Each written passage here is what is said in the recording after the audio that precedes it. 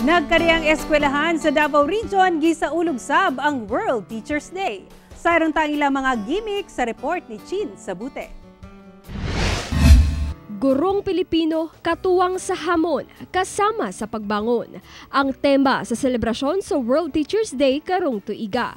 Busa isip pagsaulog ni ini, nagkadaiyang pamaagi ang gibuhat sa mga magtutudlo.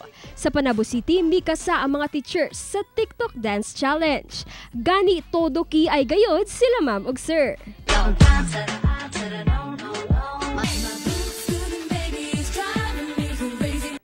Sa Davao City, dunay gihalad nga short film nga alang sa mga sakripisyong gihimo sa mga magtutudlo.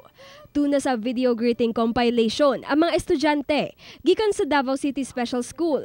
Kiniisip pasalamat sa ilang mga gihigugmang teachers. Happy Teachers Day, our frontline heroes. We love you! Happy World Teachers Day. We love you, teachers. Thank you!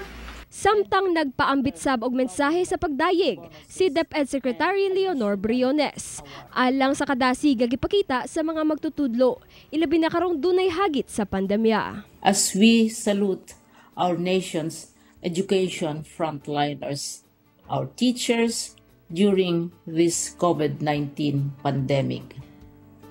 Despite the health crisis, you as frontliners have remained passionate in delivering the best possible education to our children. Ako si Chin Sabute para sa One Mindanao.